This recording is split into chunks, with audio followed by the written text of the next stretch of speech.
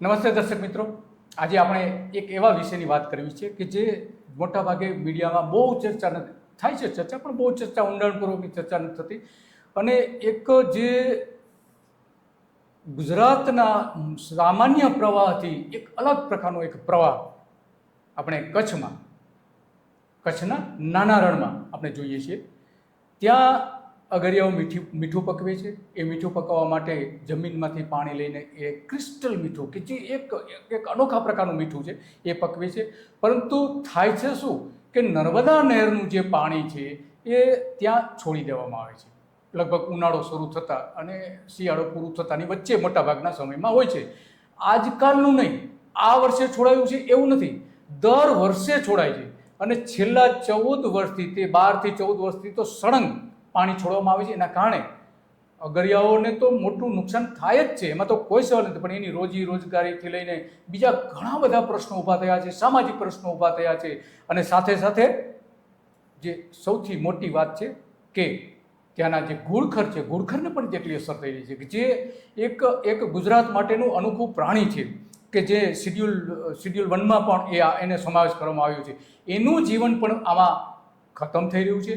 તો એક socio economy problem સૌથી મોટો ઊભો થયો છે કચ્છના નાના રણમાં. જે ખારા ઘોડાના જે વિસ્તારની આસપાસના વિસ્તારોમાં પણ આની અસર થઈ રહી છે.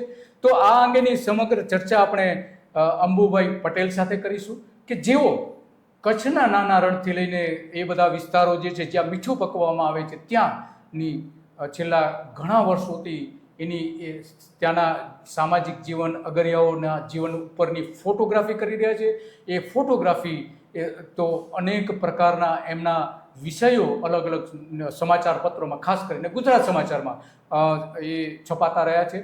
અને આ એમના યોગદાન, વિશિષ્ટ પ્રકારનું યોગદાન અંબુભાઈનું છે. અને અંબુભાઈએ આ અગરિયાઓનું જીવન એકદમ નજીકથી જોયું છે. અને નર્મદાનું પાણી કઈ રીતે ત્યાં વિનાશ વેરી રહ્યું છે એની પણ એને નજીકથી જોઈ છે. અને એની વેદના પણ એમણે રજૂ કરી છે, વારંવાર રજૂઆતો કરી છે. એ આપણે એમને સાંભળીશું. અને સૌથી આનંદના સમાચાર તો એ છે કે અંબુભાઈને ગઈકાલે જ એક એવોર્ડ આપવામાં આવ્યો છે. અને એ ગ્રામ્ય પત્રકારત્વ અંગેનો એવોર્ડ એમને આપવામાં આવ્યો છે. તો નમસ્તે અંબુભાઈ, તમારું સ્વાગત છે ધ ગુજરાત રિપોર્ટમાં. અને તમે જે જોયું છે, તમે જે અનુભવેલું છે એની આજે આપણે વાત કરવી છે. તો અંબુભાઈ, આ ખાસ આપણે શરૂઆત એટલા માટે કરીએ કે તમે એક આખી જિંદગીને એક કચકડે, પહેલાં તો કહેવાતું તો કચકડે કંડારી છે, પરંતુ હવે તો કેમેરા બદલાયા છે અને ટેકનોલોજી બદલાઈ છે. તો તમે કેમેરામાં આખી ત્યાંની જિંદગી કંડારી છે અને ઘણા બધા અનુભવો તમારે એની પાસે છે. તો પહેલાં તો તમારી થોડી વાત કરી લઈએ કે તમે ફોટોગ્રાફી કઈ રીતે શરૂ કરી અને એમાં કઈ રીતે તમે લોકોની વચ્ચે તમારી ત્યાંના લોકોની વાત જે છે એ મેઇન સ્ટ્રીમમાં લાવી શક્યા છો ન્યૂઝપેપરના માધ્યમથી. તો એ થોડી વાત કરશો? જી, પહેલાં તો આપનો ખૂબ ખૂબ આભાર કે અમારા વિસ્તારની એક વાતને મૂકવા માટે પ્લેટફોર્મ આપ્યું છે અને મજબૂત પ્લેટફોર્મ છે. એટલે માટે હું આભાર અને ધન્યવાદ વ્યક્ત કરું. અને પછી એ વાતને આગળ લઈ જઈએ તો મને મારા પિતાજી હતા, એ મીઠા કામદાર હતા, એમનું જીવન રણમાં વ્યતીત થયું અને એ મારી આંખમાં એ જીવન ઝીલાયું, ત્યાંની અગવડતાઓ ઝીલાઈ, ત્યાંના સુખ દુઃખ ઝીલાય. એટલે ઘણું મને ગમતું હતું, ઘણું નહોતું ગમતું, ઘણા સવાલો ઊભું કરતું હતું, ઘણો રાજીપો પણ થતો હતો. પણ એ રણ, એ અકબંધ મારી આંખમાં ઝીલાયું અને મને ધીમે ધીમે એવું સમજાયું કે કોઈ મજબૂત માધ્યમ હોય એક શોષિત, પીડિત અને કાયમ માટે સવાલો વચ્ચે ઘેરાયેલા રહેતા સમુદાયનો અવાજ બીજી દુનિયા સુધી, શાસક, સમાજ બધા સુધી પહોંચાડવાનો, તો એ માત્ર પત્રકારત્વ હતું. એટલે મેં ફોટો પત્રકારત્વના ખાસ વિશેષ મારા ફાળે કરવાનું આવ્યું. એટલે હું પત્રકારત્વમાં આવ્યો કે પત્રકારત્વ મારામાં આવ્યું એ તો આજે મને ખબર નથી. પણ એટલું ચોક્કસ કહીશ કે ત્યાં રણની જિંદગી સતત મેં 2.5 દાયકાથી વધારે એ કેમેરા અને કલમના માધ્યમથી બહોળા સમુદાય સુધી પહોંચાડવાનો પ્રયાસ કર્યો છે. કારણ કે અંતે તો ભોજનના કોડિયામાં એમનું લૂણ અને ઋણ બેઉ સચવાયેલું છે. તમારી વાતને થોડી આગળ વધારીએ તો આ ફોટોગ્રાફી શરૂઆત કઈ રીતે થઈ તમારી? એનું મુખ્ય કારણ શું કે જેના કારણે તમે કેમેરા હાથમાં લીધો હોય એવું? આમાં એવું છે કે એ મારા પિતાજીનો વ્યવસાય જ એ હતો, રણમાં બાળપણ પસાર થયું, અને મેં એમ કહ્યું કે અભાવો અને એ બધું સતત મારી આંખમાં ઝીલાયું, પણ એને વ્યક્ત કરવા, બીજી દુનિયા સુધી પહોંચાડવાના રસ્તાઓ બહુ ઝાઝા નહોતા.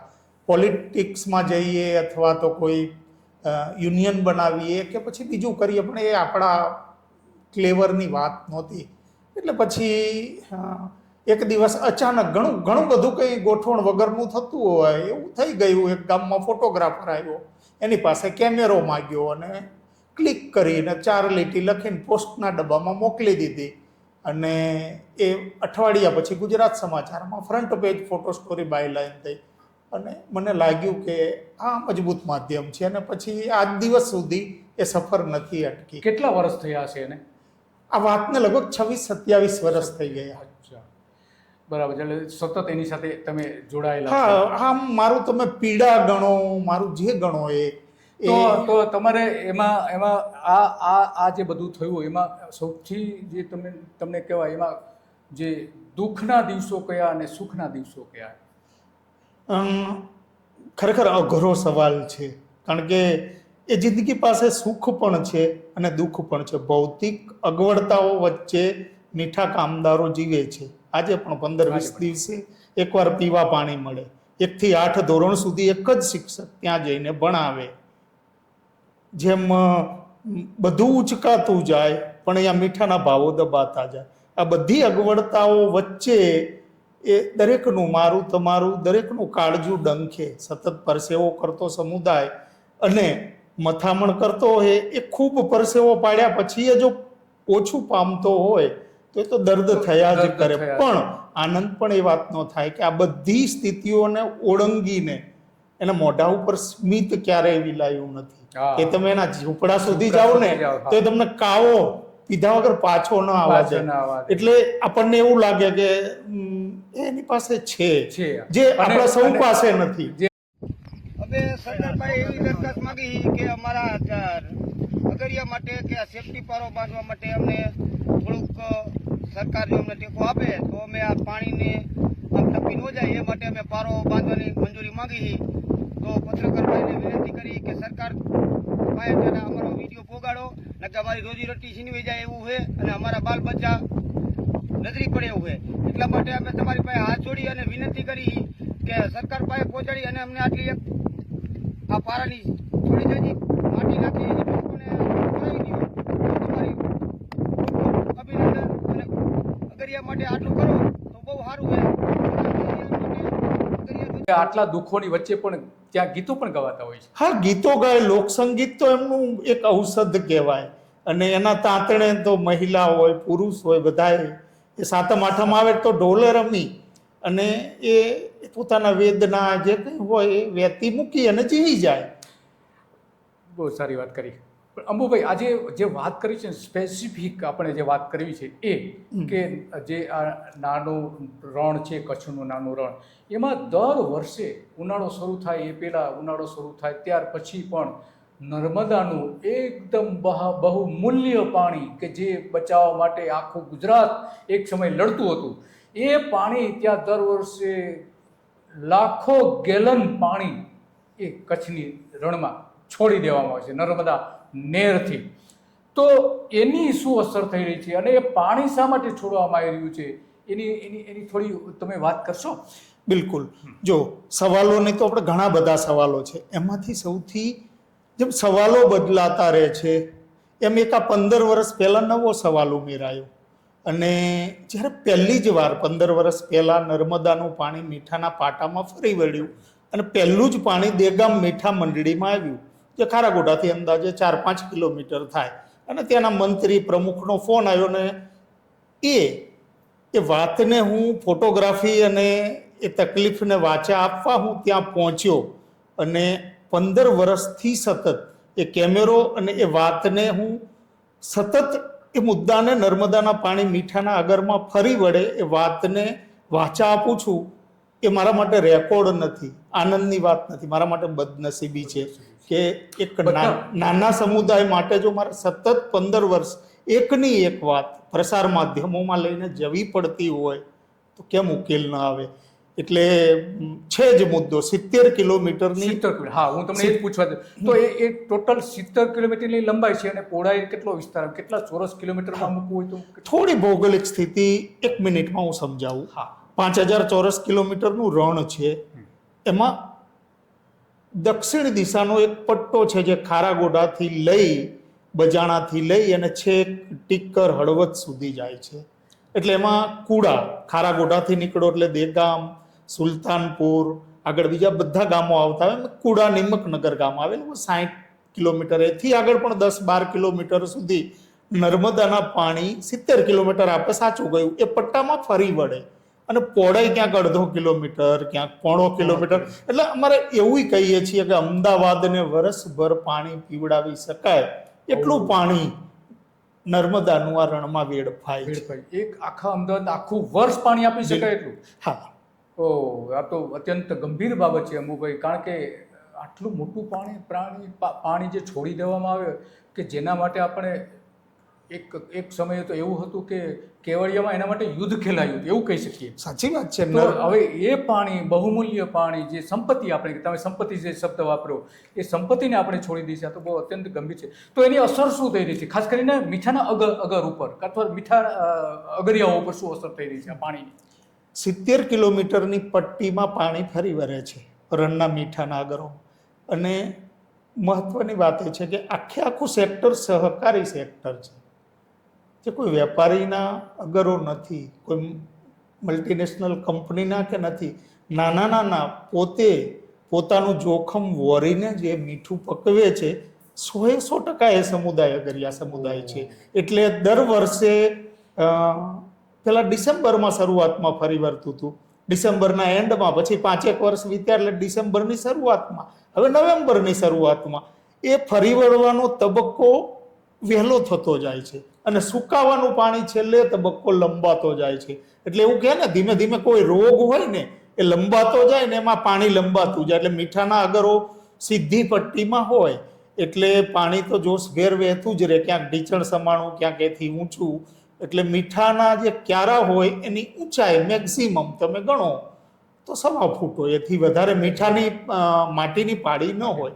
પાણીનું લેવલ જ્યારે 1 ફૂટ ઉપર આવે એટલે પછી સ્વાભાવિક છે એ મીઠાના અગરોમાં ઘૂસી જાય. એટલે એ તો તમને ચોક્કસ ચિત્ર જોવા મળે કે આજુબાજુ નર્મદાના પાણી હોય ને વચ્ચે મીઠાના અગર હોય, ઝૂંપડા હોય, લોકો કામ કરતા હોય. કેટલા લોકોને અસર થતી હશે, કેટલા અગરિયાઓને આની અસર થતી હશે? એવું મનાય છે કે 400 થી 500 મીઠાના પાટા એમાં આવી જતા હોય. એટલે 300 થી આજુબાજુ પરિવારો હા એની એ સીધી અસરમાં આવતા હોય. કારણ કે દરેક ઇકોનોમી તમે જોવા બેસો તો સીધી અસર એક જે ત્યાં હોય એને પડે, અને બીજા બધા આડકતરા કામો હોય, ત્યાં મજૂરીએ જવાનું હોય, બીજું આ એ લોકોને પણ અસર પડે. એટલે માત્ર ત્યાં આપણે જઈએ ને જે કેમેરાની ફ્રેમમાં ઝીલાય એટલા પરિવારો જ પીડિત ન હોય. અમુભાઈની વાત સાથે આપણે એક ત્યાંના જે અગરિયાઓ છે એ ઘટના સ્થળે ઊભા રહીને એક જે વાત કરી રહ્યા છે, એ શું વાત કરી રહ્યા છે એ પણ આપણે સાંભળીએ.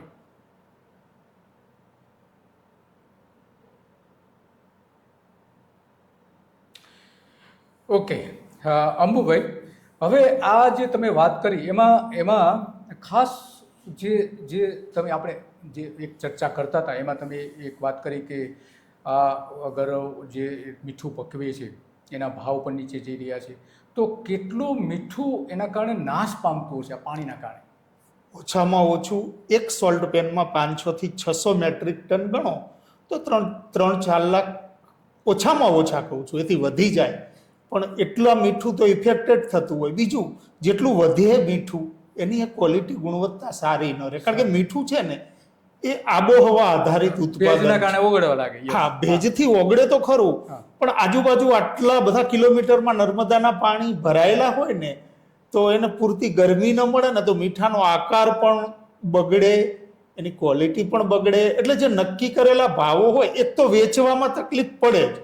જ્યાં નર્મદાનું પાણી ફરી વળતું હોય એ પાટાઓ લેવા માટે કોઈ વેપારી કે કોઈ સ્વાભાવિક ન તૈયાર થાય ને. ઓહ.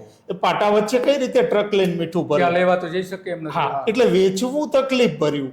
અને માનો કે કોઈનું નસીબે કોઈ વેપારીએ જોખમ લીધું અને વેચી નાખ્યું, તો 100% ઓછા ભાવે જ વેચવું પડે કે બાંધછોડ તો કરવી જ પડે. અને માનો કે એમ પણ બાંધછોડ થઈ ગઈ તો પછી ક્વોલિટી બગડવાના ચાન્સીસ એટલા પટ્ટામાં બહુ વધી જાય. અને ક્વોલિટી બગડે ને પછી નક્કી કરેલા દરોય કપાય એવું બને. એટલે એનો મતલબ થયો કે જે આપણે ગુજરાત જેના માટે ગૌરવ લે છે કે મીઠું પકવવામાં ગુજરાત આખા ભારતમાં અગ્રેસર છે, તો મીઠું પકવવામાં તો છે, પણ મીઠાનો નાશ કરવામાં, મીઠાના અગરિયાઓનું રોજીરોટી છીનવવામાં પણ આગળ દેખાતું હોય એવું લાગી રહ્યું છે. તો આ અંગે મીઠાના અગરિયાઓ માટે વર્ષોથી કામ કરતા એક સ્વૈચ્છિક સંસ્થા ચલાવતા ત્યાંના જે મહિલા કાર્યકર છે, એ મહિલા કાર્યકરની પણ આપણે વાત સાંભળીએ કે તેઓ શું કહી રહ્યા છે એ પણ સાંભળીએ. નમસ્કાર. આજે બહુ જ અગત્યના મુદ્દા ઉપર આ વિડીયો કરીએ છીએ અને વિષય છે ઘુડખર અભયારણ્યમાં નર્મદાનું પાણી. હું અત્યારે એક વિડીયો બતાવીશ બધાને.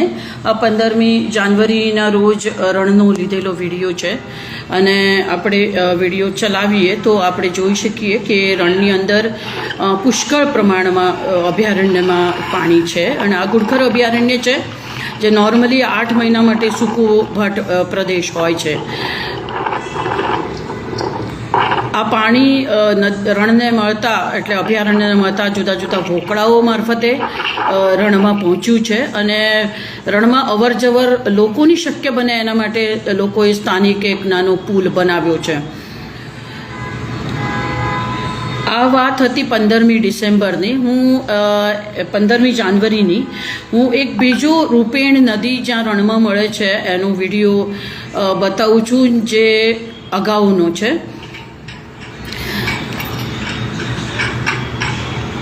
આ વિડીયો જે છે એ 30મી ડિસેમ્બરનો છે અને વિસનગર ફતેપર રણમાંથી આપણે આગળ જઈએ એટલે જે પાણી રણમાં છે એટલે કે ઘુડખર અભયારણ્યમાં છે એનો છે.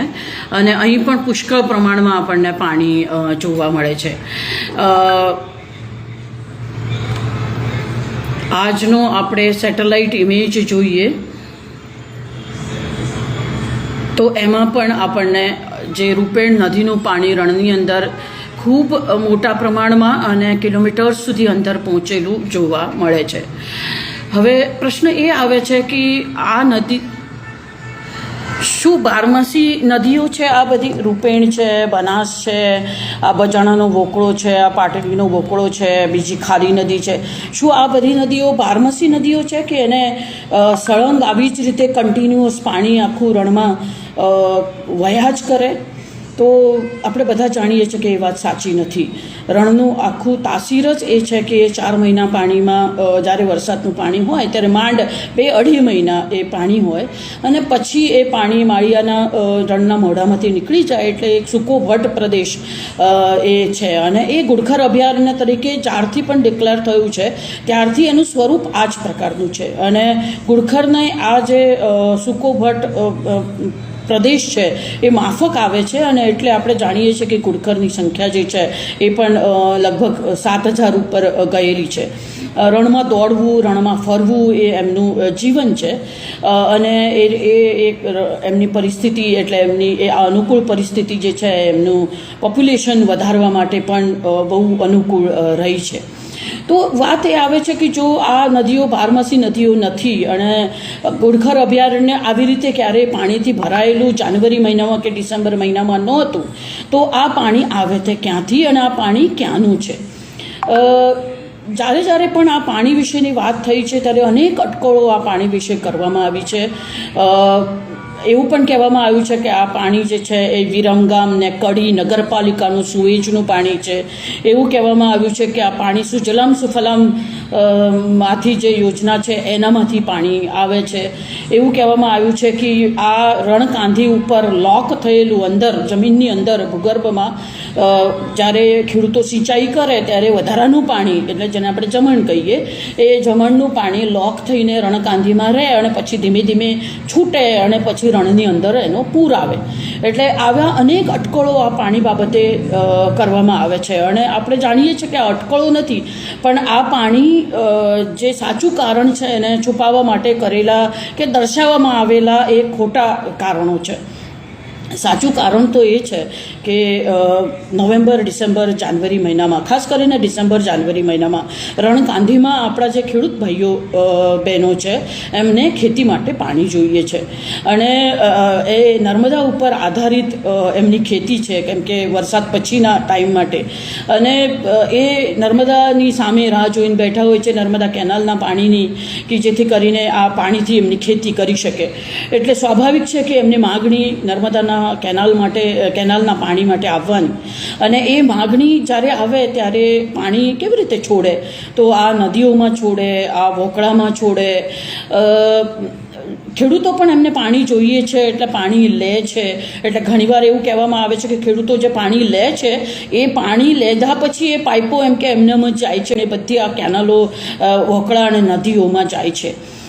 મૂળ વાત તો એ છે કે ખેતીને પાણી જોઈએ છે, અને ખેતીને પાણી જોઈએ એ પાણી નર્મદામાંથી મળવું જોઈએ. એમાં કોઈ જ બીજો પ્રશ્ન જ નથી, સવાલ જ નથી. પણ સવાલ એ આવે છે કે ખેતીને પાણી જોઈએ, આ વસ્તુનો ફાયદો ઉઠાવી અને ખેતીને પાણીની જરૂરિયાત છે એનાથી 10 ગણું પાણી છોડવાની કોઈ કારણ ખરું? અને એ કેમ કરવામાં આવે છે? તો એવું 10 ગણું પાણી છોડીએ ત્યારે જ રણમાં પૂર આવે ને. બાકી ખેતીને જેટલું પાણી જોઈએ છે એટલું પાણી છોડવાથી કંઈ રણમાં નર્મદા નદીનો પૂર ન આવે. અને ખેતીને કેટલું પાણી જોઈએ છે એની જરૂરિયાત જ માપી શકાય એવી એ અશક્ય બાબત તો છે નહીં, ના હોવી જોઈએ આપણા તંત્ર માટે. આપણે જો વાત કરીએ તો આ શું કારણો હોઈ શકે આ રમતના? કેમ કે જ્યારે પણ આ વાત કરવામાં આવે કે રણમાં પૂર આવ્યું નર્મદા નદીનું, તો નર્મદાના પાણીનું, ત્યારે પાણી અચાનક બંધ કરી દેવામાં આવે. અને પાણી જ્યારે અચાનક બંધ કરવામાં આવે ત્યારે 24 કલાકમાં ખેડૂતોને તો એની અસર પહોંચે. એટલે ખેડૂતો એની માગણી વધારે. એટલે એ માગણી કે એ દબાણ જે પણ કહો એના આધારવશ ફરીથી પાણી બહુ જ મોટા પ્રમાણમાં છોડવામાં આવે. અને તંત્ર, ખાસ કરીને નીચેના લેવલનું તંત્ર, એટલે કે આપણે નીચે જ્યાં અમલીકરણ થાય છે ત્યાંનું તંત્ર તો એમ કે અમે શું કરીએ, ખેતીને પાણી જોઈએ છે અને તમે કહો છો પાણી ન છોડો. એટલે આ પ્રશ્નને એવું સ્વરૂપ આપવામાં આવે છે કે ખેતીને પાણી જોઈએ છે, અને જો ખેતીને પાણી છોડવું હોય તો લાખો કરોડો ક્યુસેક પાણી જે છે એ ગુડખર અભયારણ્યમાં તો જશે જ અને જશે જ, અને ત્યાં વેડફાશે જ. એનાથી એનો બીજો કોઈ વિકલ્પ નથી. આવું એક એને સ્વરૂપ આપવામાં આવે છે. પણ એ વાત શું સાચી છે એ પણ આપણે જોવું જોઈએ. ખેતીના પાણીની જરૂરિયાત શું પેપર ઉપર મૂકવામાં આવે છે? શું ગામે ગામથી ખેડૂતો ખરેખર એમના પાણીની જરૂરિયાત માટે અરજીઓ કરે છે? એમની અરજીઓ લેવામાં આવે છે? અને એ અરજી મુજબ કેટલું પાણી છોડવાનું એનું કોઈ કેલ્ક્યુલેશન થાય છે? એ કેલ્ક્યુલેશન થતું હોય તો એમાં કોઈ પારદર્શિતા ખરી? આ કેલ્ક્યુલેશનો પંચાયતો સાથે શેર કરવામાં આવે છે ખરા? ક્યારેય ખેડૂતોએ એવું કહ્યું છે ખરું કે અમને પાણી જોઈએ માટે તમે ગુડખર અભયારણ્યની અંદર આવી રીતે લાખો કરોડો ક્યુસેક પાણી દર વર્ષે તમે વેડફાવો તો પણ અમને વાંધો નથી? આવું ખેડૂતોએ ક્યારે એવી માગણી કરી છે ખરી કે આવું પાણી તમે વેડફો? અને શું એવું પાણી વેડફવાનું આપણને પોસાય ખરું? નર્મદાની જે આખી યોજના છે એ યોજનામાં વધારે પાણી મળે એના માટે આપણે લડ્યા. આપણે એની હાઇટ વધારવા માટે લડ્યા. આપણે એમનો હાઇટ વધારીને વધારે પાણીનો જથ્થો મળે એના માટે લડ્યા. 90,000 કરોડ ઉપર પૈસા ખર્ચીને આપણે એ પાણી સાચવીએ છીએ. અને એ ઉદ્યોગો માટે, ખેતી માટે, પીવાના પાણી માટે, આ બહુ જ મહત્ત્વના, જે વિકાસ માટેના બહુ જ મહત્ત્વના ઉદ્દેશો છે, એ ઉદ્દેશો માટે આ પાણી છે એવું આપણે બધા જાણીએ છીએ. અને ત્યારે આપણને લાખો કરોડો ક્યુસેક પાણી રણની અંદર ડિસેમ્બર, જાન્યુઆરી, ક્યારેક ફરવરી મહિના સુધી, આવું છેલ્લા 10 વર્ષથી ચાલે છે. એટલે કેટલું પાણી, એનું ક્વોન્ટિફિકેશન પણ નથી થઈ શકતું. કેમ કે રણ એક ગુડખર અભયારણ્ય છે, અને ગુડખર અભયારણ્યની અંદર ગુડખરને પાણીના લીધે થઈને ચાલવાની તકલીફ પડે છે એ વસ્તુ ખરી, સાચી. પણ એ વસ્તુ કેટલી તકલીફ પડે છે એ જોવા માટે જો આપણે ડ્રોન કેમેરો કે કોઈ વિડીયો કેમેરો લેવો હોય, એનો વિડીયો લેવો હોય તો એની પરમિશન નથી. એની પરમિશન આપણને અભયારણ્ય વિભાગ આપે તો જ લઈ શકીએ. એટલે જે વસ્તુ છે આખી એ ક્વોન્ટિફિકેશન, એટલે કે કેટલા કરોડો ક્યુસેક પાણી, એનું ક્વોન્ટિફિકેશન પણ પેપર ઉપર નથી મુકાતું. આ સમસ્યા પણ સાચી રીતે પેપર ઉપર નથી આવતી. એ માત્ર આવે છે એવી રીતે કે ખેતીને તો પાણી જોઈએ ને, અને જો ખેતીને પાણી જોઈએ તો ઘુડખર અભયારણ્યે પાણીનું પૂર વેઠવો પડે, અને કદાચ ઘુડખરોએ પણ એ પાણીનું પૂર વેઠવો પડે, અને એમનો વસવાટમાં જે નુકસાન થાય છે એ પણ એમને વેઠવું પડે. એ જોઈએ છે. રણની અંદર અગરિયાઓ છે, ઘુડખર પણ છે. ઘુડખર તો બોલી નથી શકતા, એ તો મૂંગા પ્રાણી છે. એમને કરોડો કિલોમીટર સુધી જ્યારે પાણી ભરાઈ જાય છે ડિસેમ્બર, જાન્યુઆરી, ફેબ્રુઆરી મહિનામાં, ત્યારે એમને એ દોડે છે. તો એમના દોડવામાં એમને શું મુશ્કેલીઓ પડે?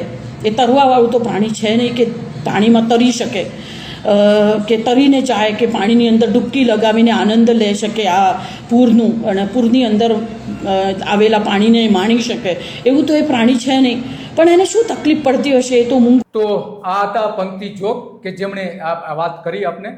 તો અંબુભાઈ, આ જે પાણી છોડવામાં આવે છે એ પાણી શાના માટે છોડવામાં આવે છે? એવું છે કે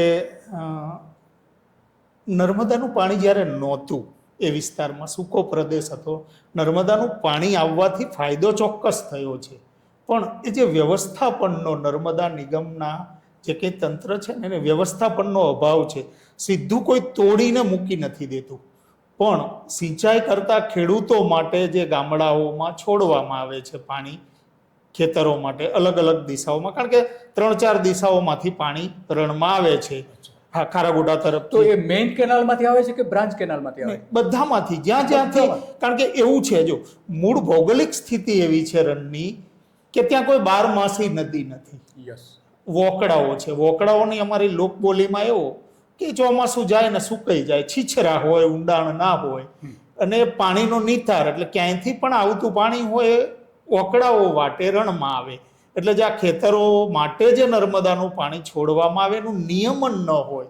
કોઈ કાચી કેનલમાંથી ખેતરોમાં જતું હોય, કોઈ માઇનોર હોય, કંઈ પણ હોય, પણ એ છોડેલું પાણી હોય ને, એ અંતે તો છલકાતું, ઢોળાતું, વહેતું અને સીધું વોકડાઓમાં આવે.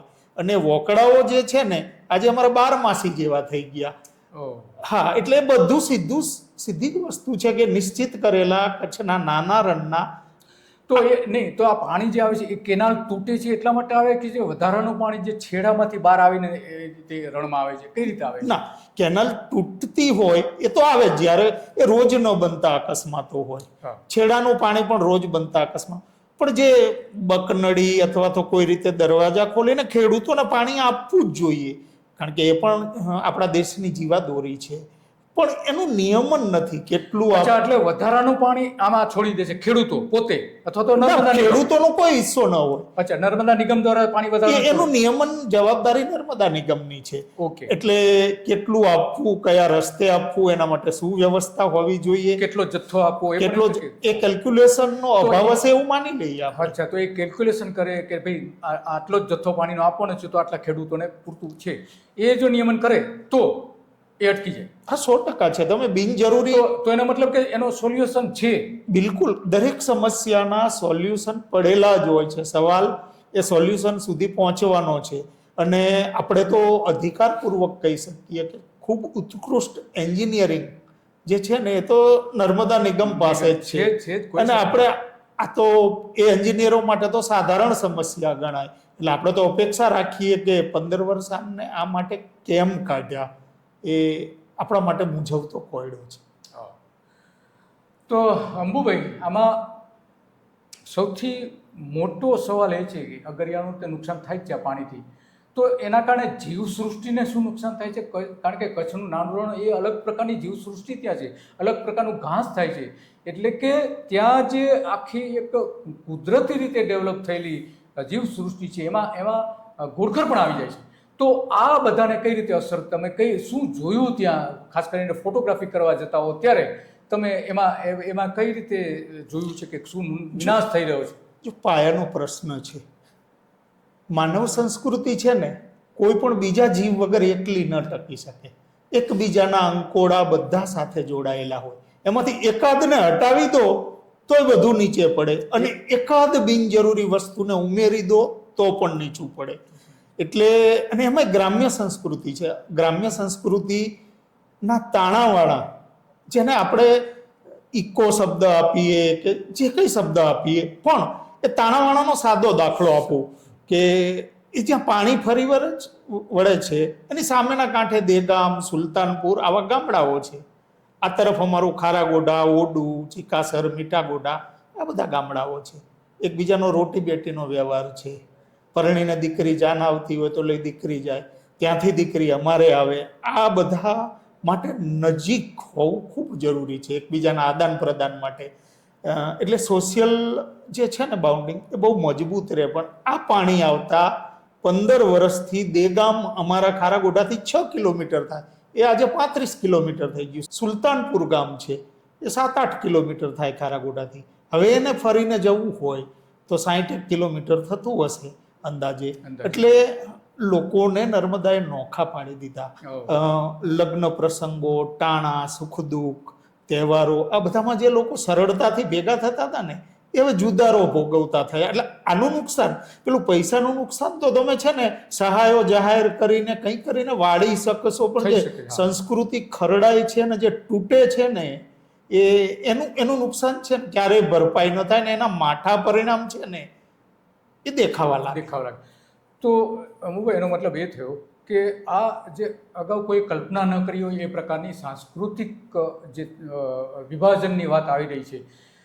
નર્મદા બંધ જે બન્યો ત્યારે બનાવવા માટે જે પાણી એ બંધ બન્યા પછી એના ગ્રામ્ય વિસ્તારો જે આવતા હતા એના કાંઠા ઉપરના, એવા લગભગ 600 જેટલા ગામડાઓને, ગામડાના લોકોને હિજરત કરવી પડી. જે ગામ એમાંથી મોટા ભાગના ગામ ડૂબી પણ ગયા છે. તો અહીંયા પણ અંબુભાઈ આ જ હાલત છે. કેટલા ગામો હશે આવા? જે એક ઝાલાવાડ અને ખારાપાટ, આ બે પટ્ટાને નર્મદાએ બે ભાગ પાડી દીધા છે. તો ગામડાઓ કેટલા હશે? 5, 6, 7, 8? અરે ઝાલાવાડ આખો તમે ગણો કે લગભગ 20 થી 22 ગામડાઓનો જે કંઈ વ્યવહારો છે ખારાગોડા તરફના 10-15 ગામડાઓ સાથે છે. એટલે આ તરફના 20-25 ગામડા અને આ તરફના 20-25 એના બે ભાગ થઈ ગયા સંસ્કૃતિના, એવું માની લેવાનું. તો આના કારણે તો એક જે સંસ્કૃતિનું જે આદાન પ્રદાન થતું તે મહિનાઓ સુધી અટકી જતું હોય છે. તો આ પાણી કેટલા મહિનાઓ સુધી ભરાઈ રહેતું હોય છે એમાં? પહેલા તો શરૂઆત થઈ 15 વર્ષ પહેલા, ત્યારે ડિસેમ્બરના અંતથી થતું. આજે તો લગભગ નવેમ્બર બેસે નહીં એ પહેલા જે ફરિયાદો આવવા માંડે કે પાણી ચાલુ થઈ ગયું. એટલે 4 થી 5 મહિના તો પાણી રહે? વધારે હવે એમ ગણો તો હવે 6 મહિના જેવો ગાળો. 6 મહિના. તો એનો મતલબ કે 6 મહિના સુધી આ ગામડાઓ એકબીજાના સંપર્કમાં વિહોણા બની જતા હોય છે. હા, પછી ચોમાસું આવે તોય પછી ડિસ્કનેક્ટ જ રહેવાનું. સરવાળે તો એવું થયું કે માણસે છે ને રણમાં એક 12માસી નદીનું સર્જન કર્યું એવું કહી શકાય, જે નહોતી જોઈતી. કદાચ ભગીરથે ગંગા ઉતારીને તો એ જોઈતું હતું અવતરણ પાપ ધોવા માટે, એવું શાસ્ત્રોમાં કહેવાય છે. પણ અહીંયા બિલકુલ નહોતી જોઈતી નદી, એને રણ જોઈતું હતું ને તમે નદી આપી. એમાં હું પણ ખરો ગુનેગાર, તમે પણ ખરા. આપણે કહેવાતા ભણેલા લોકો, સંવેદનશીલ લોકો, માત્ર કોઈ એક સરકાર આ XYZ એવું આપણે બધા જ ગુનેગાર છીએ. જે નહોતું જોઈતું એ તમે એને આપી દીધું. તો ઇકોસિસ્ટમ આની શું અસર થઈ રહી છે? ઘાસ એક તો નાશ પામતું હોય છે, ઘુડખરને અસર થતી હશે. હા, એ તો મેં કહ્યું, સંસ્કૃતિ એટલે માત્ર માણસ નહીં, એની આસપાસ જોડાયેલી તમામ બાબત. સાદો દાખલો આપું, કચ્છના નાના રણમાં પાણીનું પર્કોલેશન નથી. પર્કોલેશન એટલે પાણી જમીનમાં શોષાઈ ન જાય. શોષાઈ ન જાય એટલા માટે તો મીઠું પાકે છે, નહીતર તો પાણી તળિયામાં ઉતરી જાય. એનું કારણ એકમાત્ર સોડિયમ બેન્ટોનેટ છે. કુદરતે કદાચ કુદરતને મનમાં હશે કે અહીં મીઠું પકવવું છે તો સોડિયમ બેન્ટોનેટ આપો ઉપરના લેયરમાં તો પાણી શોષાશે. અગરિયો સરસ રીતે મીઠું પકવશે. સાહેબ, એ કાયમ પાણી પડ્યું રહેવાથી સોડિયમ બેન્ટોનેટ ટકી ન શકે. એ મોટું ઇકોસિસ્ટમ એ પાણી શોષાવાનું શરૂ થઈ જાય પછી કેટલું જીક ચાલે. એટલે એ મોટામાં મોટું જે કહેવાય ને કુદરતની જે સર્જન છે ને એ કંઈક અવળું થવા માંડ્યું. રહી વાત પક્ષીઓની, તો ઓછું પાણી હોય ને તો પક્ષીઓ ઊભા રહી શકે પાણીમાં. હવે પાણી જો ઢીચણથી જ ઊંચું થઈ જાય તો પક્ષીઓ ઢીચણ સમાણા હોય. ફ્લેમિંગો જ્યાં ત્યાં હજારો નહીં 30, 40, 50, 60 હજારની સંખ્યામાં ફ્લેમિંગો હોય, બીજા બધા પક્ષીઓ હોય. હવે એની હાઈટ જ 1.25 ફૂટ હોય તો પાણી 1.5 ફૂટ હોય તો ઊભા પાણીમાં કઈ રીતે રહે? બરોબર. હવે ત્યાં ફ્લેમિંગો છે તો એ પહેલાં ત્યાં પ્રોન છે, બરોબર. એ આખો એ પાણીના કારણે આખો ઝીંગાનો વ્યવસાય પડી ભાગ્યો છે. એટલે કેટલા બધા તમે જુઓ, અસર થઈ છે એનો મતલબ થયો. એટલે નાના બધા કેટલા માત્ર ઇકોનોમીની અસર થઈ છે એવું નથી, ઇકોસિસ્ટમને પણ અસર થઈ છે. એમાં સૌથી વધારે અસર તો ઇકોનોમીને પણ થઈ છે. આ રીતે તમે કહી રહ્યા છો તો આ અંગે આપણે જ્યાં જે સામાજિક કામ કરતા પંક્તિ જોગને પણ સાંભળીએ કે તે આ ઇકોસિસ્ટમ વિશે શું કહી રહ્યા છે એ પણ સાંભળીએ.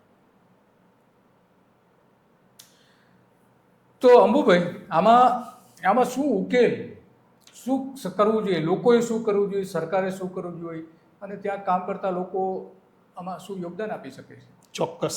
પહેલું તો એ વસ્તુ છે કે જે પાણી આવે છે એ જોવા બધા જ આવે છે અને બધા જ કહે છે કે આવું ન થવું જોઈએ, એ પણ કબૂલે છે. ક્યાંય કોઈ વિરોધાભાસ નથી આ વાતમાં. અધિકારીથી લઈને સામાન્ય કે ના તમે તો જુઠ્ઠું બોલો છો, આવું તો નથી, એવું નહીં. પણ જે ત્યાં આવીને જોવે છે ને એમ કહે છે કે ના, આવું ન થવું જોઈએ. તો આપણે જ્યારે પૂછીએ તો શું થવું જોઈએ, તો શું થવું જોઈએ ની મથામણમાં 15 વર્ષ નીકળી ગયા છે. પણ જો પાણીને રોકી શકાય, ચેક ડેમ છે, આડબંધો છે, વોકડાઓમાં, વોકડાઓ ઊંડા નથી, એ છીછરા છે, એટલે એને એ રીતે ડિઝાઇન કરીને કોઈ રીતે આવતા પાણીને 4, 5, 6 આડબંધો આપો, 10 આડબંધો આપો, એને રોકો, રણમાં ન આવવા દો. એ કરી શકે, કારણ કે સૌથી વધુ હોશિયાર એન્જિનિયરિંગ ક્ષેત્રે જે કોઈ હોય બ્યુરોક્રેસી તો નર્મદા નિગમ પાસે જ છે, એમની પાસે જ છે ખરેખર તો. હા અંબુભાઈ, તમારી વાત સાચી. એક તમને આમાં એક પૂરક વિગત આપું.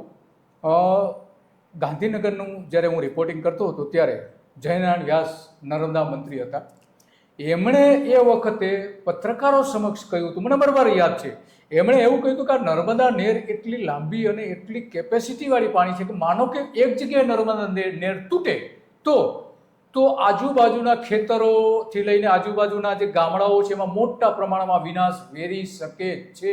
આ જયનારાયણ વ્યાસના શબ્દો હતા. તો એના ઉપાય માટે અમે એક ટેકનોલોજી વિકસાવી છે કે માનો કે કોઈ એક જગ્યાએ નેર તૂટી છે તો એ આખી નર્મદાની જે લાંબી, જે નર્મદા ડેમથી લઈને રાજસ્થાન સુધી જે પહોંચે છે મેઇન કેનાલ, એને અમે માત્ર ને માત્ર 10 મિનિટમાં પાણી આખી નેરને સ્ટોપ કરી શકીએ એવી ટેકનોલોજી અમે નાખવાના છીએ. કમ્પ્યુટરાઇઝ ટેકનોલોજી હશે અને એક જગ્યાએ નેર તૂટે એટલે તરત જ એ કમ્પ્યુટરના કારણે આખી સિસ્ટમ છે એ સિસ્ટમ દરેક જગ્યાએ પાણીને રોકી દેશે. 10 જ મિનિટમાં આખી નેર રોકાઈ જશે. આ ટેકનોલોજીની વાત કરી. હવે એ ટેકનોલોજી જ્યારે વાત કરી હતી જયનારાયણ વ્યાસે, તો આજે તો એનો ક્યાંય અમલ નથી થતો. જો એ ટેકનોલોજી હોત તો સ્વાભાવિક છે કે અહીંયા આ પાણી આવતું અટકાવી શકાયું હોત. એ નથી તો અંબુભાઈ સ્પષ્ટપણે કહે છે કે જો એ ટેકનોલોજી આપણી પાસે નથી તો ત્યાં બંધારા બનાવો, ચેક ડેમ બનાવો અને પાણીનું નિયંત્રણ કરો. આ 3 વિકલ્પો બતાવી રહ્યા છે. તો સરકારે પણ, નર્મદા નિગમે પણ આ અંગે વિચારવું જોઈએ, કારણ કે તમે સંસ્કૃતિનો વિનાશ કરી રહ્યા છો. પહેલી વાત તો એ છે. તમે ઇકોસિસ્ટમનો વિનાશ કરી રહ્યા છો. ત્રીજી વાત કે તમે કચ્છના નાના રણની જે મીઠાની ઇકોનોમી છે, સ્થાનિક લોકોની જે ઇકોનોમી છે, એનો વિનાશ કરી રહ્યા છો. તો આ 3 વિકલ્પો જે અંબુભાઈ એના પોતાના વર્ષોના અનુભવ બાદ જે બતાવેલા છે એ સરકારે એનો અમલ કરવો જોઈએ. પણ અમલ કોણ કરશે અંબુભાઈ? એ મોટો જ આજ દિવસ સુધી એ જ મૂંઝવણમાં છે, કોણ કરે? ટોપલા એકબીજા ઉપર ઓઢાડવામાં જ આ વર્ષો વીતી ગયા. ખરેખર તો નિગમે જ કરવો જોઈએ. એ સામાન્ય પ્રજાનો આ વિષય નથી. કોઠાસૂઝ છે, લોકોની કોઠાસૂઝનો ઉપયોગ લો એ વિસ્તારના. તમે પણ ઉપાય બતાવ્યો, ત્યાં લોકો બીજા બધા પાસે મારા કરતા સારા ઉપાયો હશે. કોઠાસૂઝ અમારા લોકોની લો, એન્જિનિયરિંગ તમારું લો, અને સરવાળે આપણે વાત થઈ કે ટેકનોલોજી છે તો જરાક અમારો આવું નાનકડું સંસ્કૃતિ છે, નાનકડો વ્યવસાય છે, એને જાળવી લે અને સાચવી લે એવી ટેકનોલોજી લઈને આવો ચોક્કસ. અને આજે નહીં તો કાલે આ અટકાવવું પડશે, નહીતર શું થશે? એક માઠું પરિણામ એ પણ છે કે આખી સિસ્ટમનો અગરિયો તો ભોગ બને, પર્યાવરણ ભોગ બને, સંસ્કૃતિ ભોગ બને, અમારા ગામડા ભોગ બને. સાથે ખેડૂત પણ ભોગ બને. કારણ કે જ્યારે પાણી ફરી વળે ને હોબાળો થાય એટલે પેલા સીધું બધું બ્રેક કરી દે, ખેતરાઓ સુકાવા માંડે, એટલે પછી ખેડૂત રીબાય. અંતે તો એકાદ જણ તો રીબાય જ, કાં ખેડૂત રીબાય કાં અગરિયો રીબાય. તો એવું કેમ સોલ્યુશન ન આવી શકે એક 60 કે 70 કિલોમીટરના બેલ્ટનું, કે ખેડૂતને જોઈએ એટલું પાણી મળે, જોઈએ ત્યારે પાણી મળે, અને અગરિયાને બિલકુલ પાણી નથી જોઈતું તો એને બિલકુલ પાણી ન મળે. તમારી વાત સાચી છે અંબુભાઈ. તમે વર્ષોનો અનુભવ ત્યાં કેમેરા લઈને આ દરેક જગ્યાએ તમે ભટકેલા શબ્દો વાપરું છું, તમે રખડેલા છો, અને એ બધું જ તમે કેમેરામાં કંડારેલું પણ છે. અને આ લોકોની વાચા તમે જે બુદ્ધિજીવી લોકો કહેવાય છે, જે સરકાર કહેવાય, જે શાસન કરે છે, એ ત્યાં સુધી તો તમે પહોંચાડી જ છે બધી વાતો, છતાં પણ એનો કોઈ ઉકેલ તો આજે દેખાતો નથી. પણ તમે લોકો સુધી આ વાત તો પહોંચાડી છે, એમાં તો મેઘ નથી. અને એટલા માટે તમને કેટલીક સામાજિક સંસ્થાઓ દ્વારા મણિભાઈ પટેલ જે એનું આ સંચાલન કરે છે, તો આ એવોર્ડ જે મળેલો છે, એ એવોર્ડ અંબુભાઈને આ બધું જ જે એમણે વાતો કરી છે, એ વાતો લોકો સુધી પહોંચાડવા માટે, એની વેદના લોકો સુધી પહોંચાડવા માટે, સરકાર સુધી પહોંચાડવા માટે, અને જે બુદ્ધિજીવી છે કે જે ડિસિઝન મેકર છે ત્યાં સુધી આ વાત પહોંચાડી છે. પણ એક કહેવત છે કે સરકારને દિલ નથી હોતું, આ એનું સૌથી મોટું ઉદાહરણ છે. તો તમને અમુભાઈ આ જે એવોર્ડ મળેલો છે, એવોર્ડ કઈ સંસ્થા દ્વારા આપવામાં આવેલો છે, અને એ એવોર્ડનું શું મહત્વ છે, એ થોડી વાત કરશો? ગ્રામીણ પત્રકારત્વ ક્ષેત્ર, કારણ કે એવું કહેવાય છે કે ગ્રામીણ પત્રકારિતા ઘટતી જાય છે શહેરો તરફ. સંસ્થા તરફથી આપવામાં આવ્યું? હા, એ છે મણિભાઈ મણિલાલ પટેલ છે, જે ગ્રામ ગર્જના ફાઉન્ડેશન છે. હા, એ ગ્રામ ગર્જના ફાઉન્ડેશન તરફથી મને ગ્રામીણ પત્રકારિતા અને તસવીરી પત્રકારિતા બેઉ સંદર્ભો સાથે જોડી અને મને એ ત્યાંના કામ બદલ, ત્યાંના મારા પ્રદાન બદલ એ મણિલાલ પટેલ અને ગ્રામ ગર્જના ફાઉન્ડેશન તરફથી આપણા પૂર્વ મુખ્યમંત્રી માનનીય સુરેશભાઈ મહેતા સાથે મને 9 તારીખે આપવામાં આવ્યું. તો આપણે દર્શકો અંબુભાઈને અભિનંદન આપીએ કે એમને એક એવોર્ડ મળેલું છે, અને કામની આખરે કદર થઈ છે. અને આ કામ એમણે પૈસા માટે નથી કર્યું, એમની જે રોજગારી છે તો બીજી જગ્યાએથી તે મેળવે જ છે, પરંતુ આ કામ એમણે જે કરેલું છે, કેમેરામાં જે આખી જે ડોક્યુમેન્ટેશન કરેલું છે, એ પોતે કોઈ પણ જાતનો પૈસો લીધા વગર, એક પણ જાતની એમાંથી કમાણી કર્યા વગર કર્યું છે. એટલા માટે એ આ એવોર્ડના હકદાર છે. અને એ હક અપાવનારાઓ જે કેટલાક લોકો જે છે આજે છે, મણિભાઈ પટેલ કે જે પત્રકાર પણ છે, અને પોતે એક ગ્રામ ગર્જના મેગેઝિન પણ ચલાવે છે, અને સાથે સાથે ફાઉન્ડેશન પણ ચલાવે છે. તો એના દ્વારા એવોર્ડ અપાયો છે. તો એક સાચા કામની કદર કરી છે. અને હવે આપણે અપેક્ષા રાખીએ સરકાર પાસેથી કે એમણે જે સારું કામ કર્યું છે, નર્મદાનું પાણી ઘરે ઘરે પહોંચાડવાનું, પણ નર્મદાનું પાણી જે વિનાશ વેરી રહ્યું છે એ હવે અટકાવે એવી બધાની અપેક્ષાઓ છે. તો અંબુભાઈ, નમસ્તે. આપ નમસ્તે મિત્રો.